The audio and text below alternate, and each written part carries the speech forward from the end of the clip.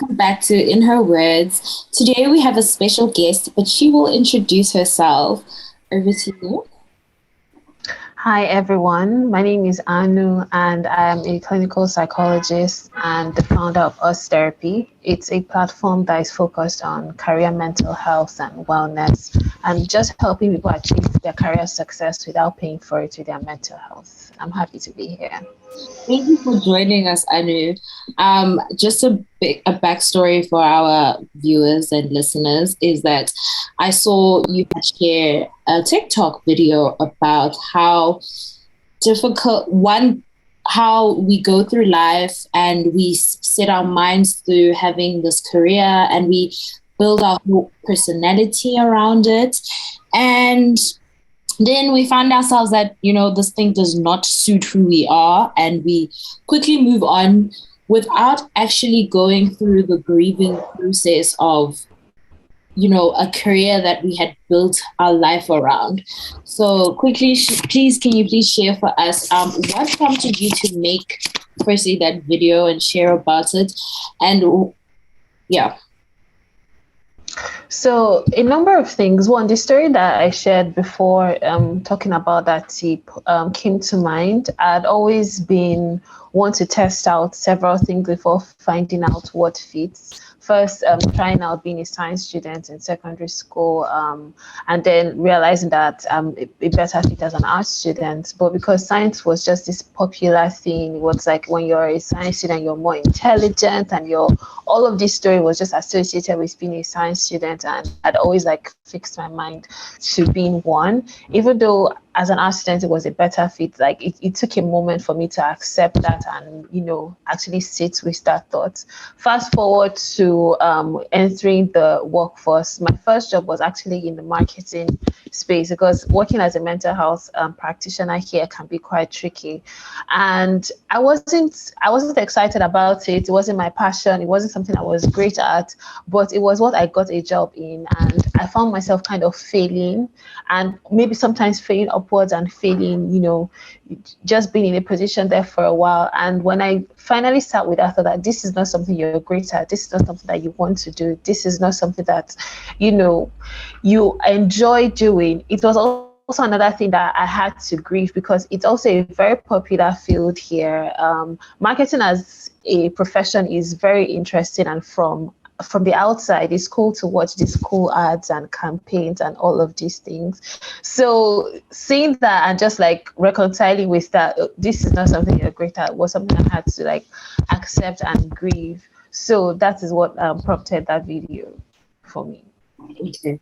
I was just sharing a bit with you that I think your video came at a time where I think a lot of us don't realize that with every transition in our lives, we have to actually go through a grieving process or letting go. I think we move in such a fast-paced world where we do realize, okay, something is not good for us, and then we quickly move on, and then we don't know what we're doing, what we love, but something is just, it's hurting inside. And for me, I shared with you a bit earlier on that I started my journey wanting to be an accountant and a CA and going into finance. And then I would quickly go back and forth and I realized very early, I think when I was 23, I don't think I want to do this. I'm more creative. Let me dabble in that. And then it was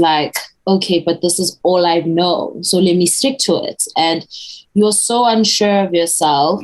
So seeing your video, I think that week that I saw it, I was like, oh, I didn't realize I had to grieve that life that I had now created or built myself around, because it's not something that fits me as a person now. But at one point, that was all I wanted. And I think that is just such a great message that you went into your field and then realized okay, cool, this is something people actually want and love, but it's not who I am. So then how did you go from being in marketing and then realizing, oh no, this is not for me, and then getting into clinical psychology? Awesome. So, thankfully, I had my degrees in psychology and then in clinical psychology.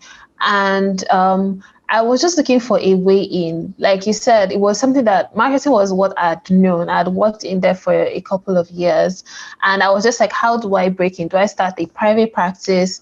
What do I need to do? There are just like a number of questions showing up. So I started by volunteering at a NGO here called Mentally Aware Nigeria Initiative. So there you offer, the initiative offers about 5 virtual sessions to people navigating some mental health difficulty. And they had like a series of interviews, and when I got in, was like, okay, yes, this is a merger of like my meaning and my degrees and all of that, and I enjoyed doing that.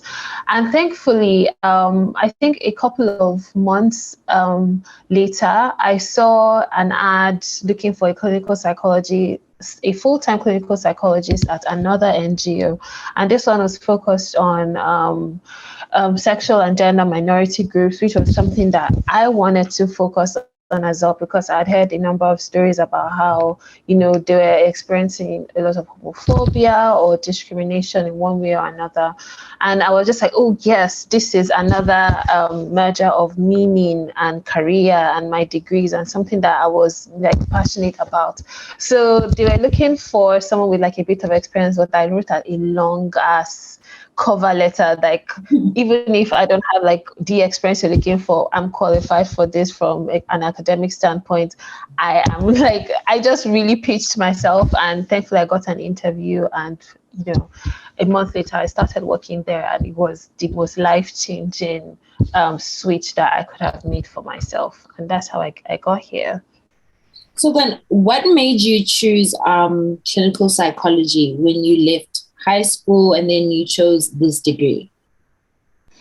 Interestingly, I think that's just like a mix of fate, and I don't even know, because after my first degree was in psychology, I enjoyed it, but I thought I would be a writer.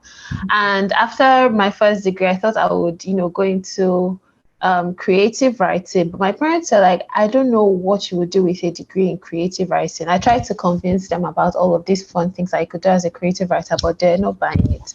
So I now had to like go back and sit with myself for a bit and say, what is the closest thing to creative writing? What will help me experience people's stories and experience people individually that sounds like me? And for some reason, that was clinical psychology for me. So when I told my parents, they're like, yes, go for that. And yeah, I ended up doing that. So yes, so that's how I got the degree.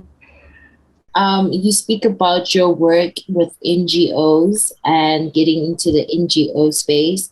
Why are you so passionate about working with NGOs? Because you are a qualified clinical psychologist and you could practice privately if you wanted to. Why is working with NGOs something that you are passionate about? Yeah, now I do have a private practice. Us Therapy has like a private practice arm, but starting with the NGO, I think, and I still work with a handful of them now. It's just, for me, work is a combination of meaning and a way to earn.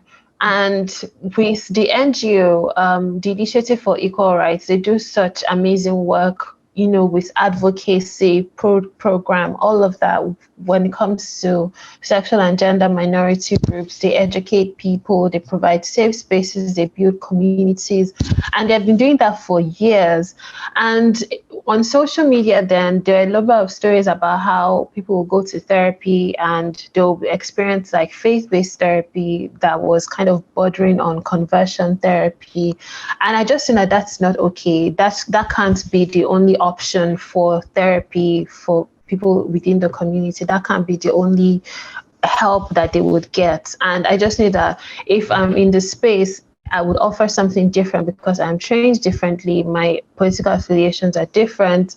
Like I'm affirming, I just knew that, I had something different to offer, and working with the Initiative for Equal Rights was the best place to do it, because I was going to build my advocacy muscles as well as build my experience as a therapist. So that's why I was very excited to work with TIAs at the time. Yeah.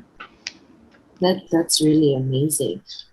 So you speak about how therapy in Nigeria is mostly faith-based. And have you seen that that is, yes, you said that it's problematic, that, the therapy sounds like it's converting people when you are actually dealing with things. How have you, in your own personal way, worked things differently from that traditional basis of therapy comes in this faith-based way? To be honest, there are a number of therapists that try to offer faith-based therapy, and there are a lot of therapists that are thankfully just like me, not doing like the whole faith-based thing, and they are solely focused on the orientation that they are trained in. And it's basically me doing what I am trained for. When in my master's degree, I was trained in cognitive behavioral therapy, and I was taught to apply cognitive behavioral therapy and taught to apply dialectics, behavioral therapy and all of that. And that is what I was doing. It's understanding that faith-based therapy is a very different type of training. It's not just saying I am a Christian, therefore I must be a Christian therapist. You have to understand the modality of how faith interacts with mental health, of how mental health distress looks like within the context of one's faith, and then apply it in an ethical way. So, and I'm not trained for that, and I'm not interested in being trained for that. So you just need to understand like your limitations and know that if you're not trained for something, like don't dive into that. So it's not hard. It's just knowing that this is what I'm trained in, and this is what like I would apply in my sessions. And that's thankfully what a lot of other therapists are doing now. But yeah, it's not, faith-based therapy shouldn't be a thing of you're a Christian, therefore you'll be a Christian therapist, or you're Muslim, therefore you'll be a Muslim therapist. It's if you're not trained specifically in the intersection of your faith and therapy or counseling, no, don't dive into that. That's very interesting to me, because I feel like in South Africa, or for us, there isn't a lot of faith-based therapists, unless obviously you reach out to church. And in my experience, so hearing from you that in Nigeria that is something that's very prominent, that's very interesting, that's a prominent thing to have there. Mm-hmm. So within you spoke about your work in advocacy and your passions in advocacy. We have a series called Women Behind Advocacy. So it's very nice that, you also kind of align, because you are someone who is a woman that's behind advocacy and working behind the scenes, or directly with people and helping people out. What is something that you have notice about, career people, your clients and people that you've worked with, about careers and careers development and how they have dealt with career changes? Because it's not something that we're initially taught. We're just taught you go to school, you graduate, you go to work.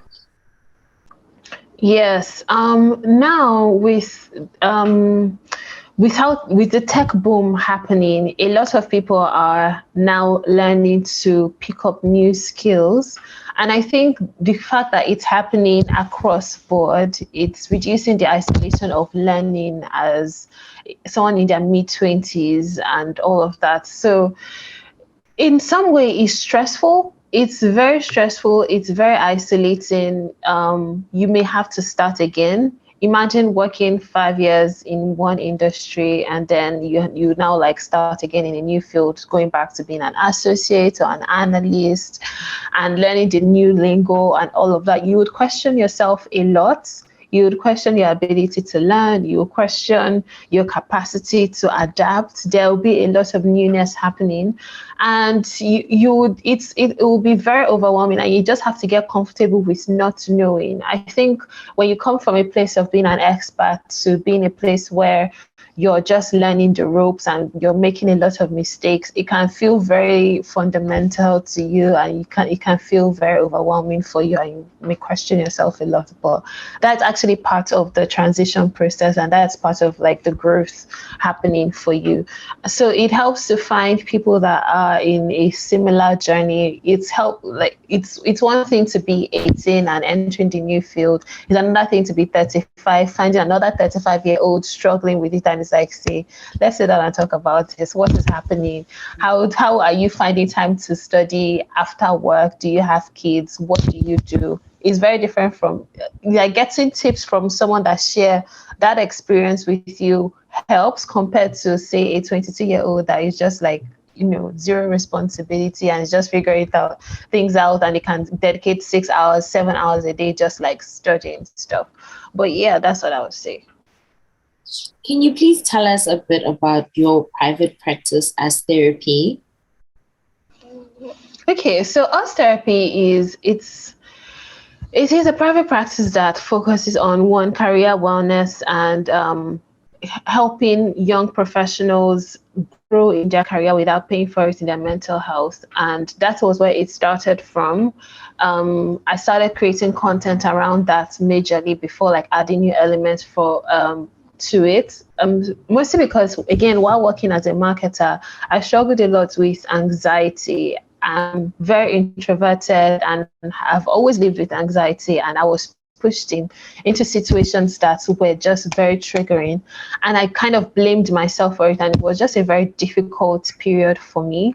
And there are a lot of things that I wish I paid attention to and practiced while working there to help my experience of working in the field. And I was like, okay, if I didn't know that then, what do I know now that I wish I could do differently, and how can I tell people so that they would apply this to their journey? Because the assumption is, when you're a high achieving person or when you're a hardworking person, being burnt out is okay, being overwhelmed is okay, just being frustrated is okay, having anxiety is okay. We just take it as part of the job. We see it as stress and we just normalize it, as opposed to acknowledging that this is a significant problem. If you're burnt out every 2 months, every month, this is a problem. If you can't participate in things that you enjoy doing, this is also a problem. And there should be a way to balance both. And it should also not be a system where you're building an organization that just drains people.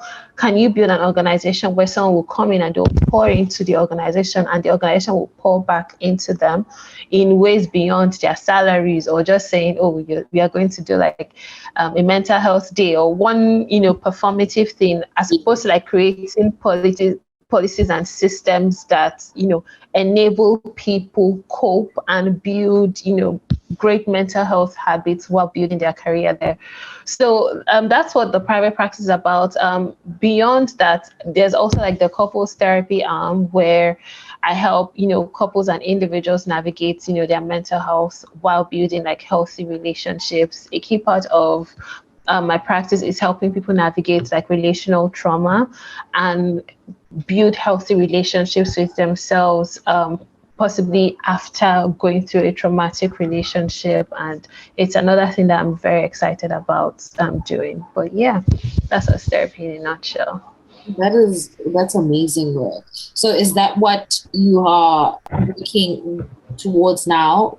Working directly with companies and making sure that you help companies structure their policies, because a lot of people are not coping in work, Yes, that's definitely something that I'm working towards now. One of the big ideas for me would be to consult with organizations and help them build healthy structures and build healthy cultures. Because there's only so much an individual can do when they go to the office and they spend 12 hours a day and they work in like a draining space, and it's like this much is out of their control. We now have to move from the individual to focus on the system that they are occupying and making sure that system works for them. So yeah. Okay. I think that is such a great initiative and something so different, because a lot of young people are struggling at work with mental health, and we have normalized burnouts and anxieties and 12-hour days when you only have and that's not a normal thing. It shouldn't be normalized, So I think Mm-hmm. something so great that you are working towards that. I don't think a lot of people or policies within companies actually think about. Um, Mm-hmm. and you are doing a lot. Where do you find the time to just relax and take your mind off things, because you are doing quite a lot? I don't know. I do. I think just as I'm preaching these things, I try to practice it as much as possible. I start my day with my exercise routine. And that helps me with my self-care a lot. I read a lot, and when I have time, sometimes I take walks. But yeah, I do that. I actually try to balance both, and my body is not one that will just keep going without resting. At some point, it will tell me to stop, and I try to listen to it and actually stop. Yeah. I'm glad you take time out, because you spoke about you being very introverted and very reserved, but you Mhm. have put yourself out there by creating content. And I know, because you do have a marketing background, is that something that was important to put yourself out there and your business like that? Yes, it was. It was part of my own personal growth journey and personal development journey to challenge myself and say, this is what you learned. Now tell other people about it. Right. And the more I did that, the more I find that I learn a lot when I do my research for my content, because there are so many new things out there, so many papers being written, so many interesting ways to say the same thing, because some may not learn from one video, but they will stumble into another video and learn from the example that I cited in that video. Then there's also that element of, publicizing my practice, because it's very new. And a lot of times I'll hear people say, oh, someone referred me to you, and then I watched your videos just to get a vibe of you. And then I came to sign up for therapy. So the same way they tell you about someone and you get to know that person, you kind of stalk them on social media. It's like, I've given you I'm giving you something to stalk me with, so that you know the type of content, the type of stuff that I'm about, and you just like work with that. But it was a combination of my own personal journey, getting myself out of my shell, and then also helping other people, especially with like people that don't have access to therapy. That is another thing. Therapy costs money, and it's a long-term investment. It's not just like one and done. So a lot of times my goal with that is to help people go to the page, learn this new term, see the ones that sound like them, read a bit more, research on it a bit more, and see how they can help themselves. And then, if possible, when they can invest in therapy, invest in it, but at least on some level, it would have helped them on their mental health journey. But yeah.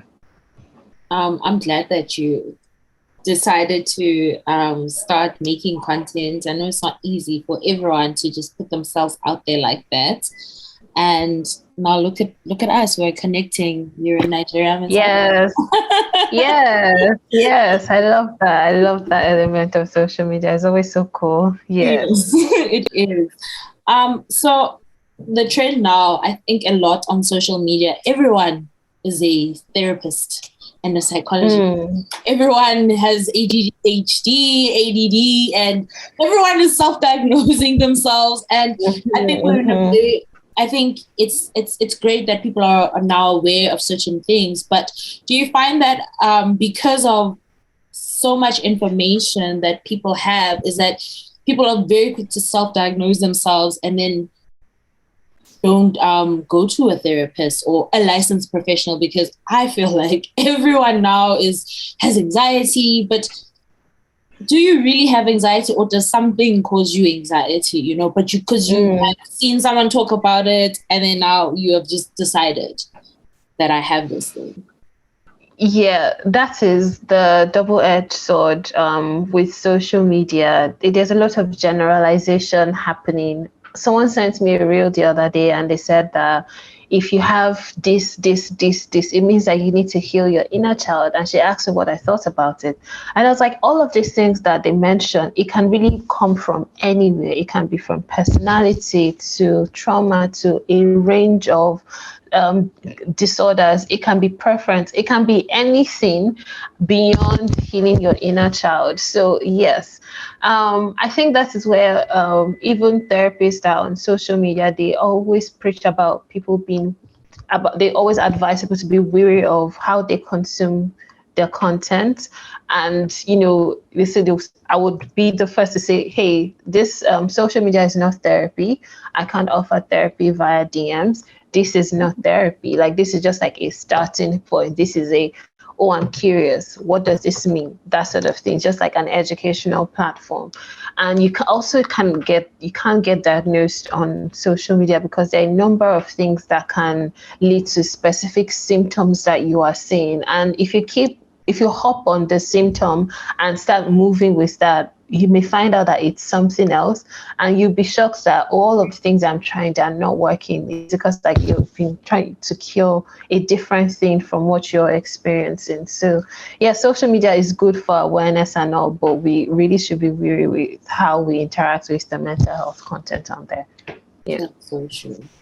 Do you have any final tips for someone who is grieving? I know they should come to you or a therapist or someone that's licensed.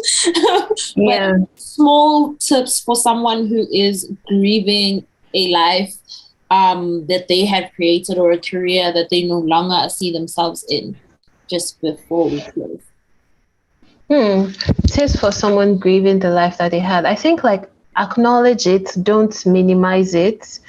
Even if you spent 6 months dreaming about this life that didn't work out, the fact that it meant something to you means that you should like acknowledge it. So create a ritual that would help with this transition. You can write a letter to the life that you thought you once had.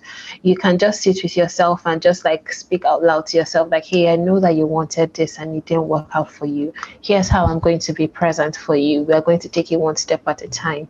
So show yourself a lot of compassion, show yourself a lot of grace, and don't like force yourself to like get to feel something other than what you're feeling. If the first day in this new life you're like happy and sad, allow yourself to be happy and sad. If the next day you're like more happy, less sad, then move with that until you get to the point where you're a bit settled in this new field. But allow yourself to feel your feelings like without minimizing it, and show yourself a lot of compassion while you make this transition. Yeah. Thank you so much, and for your time, and thank you for sharing. I think it's the valuable tips that you gave. I think that is very great, like talking to yourself and giving yourself grace. I think we don't give ourselves enough grace in this world. And I am so honored to have met someone like you and connected with you. Likewise. Thank you so much for bringing me on here. I had a lot of fun talking to you too. Thank you so much. Yeah.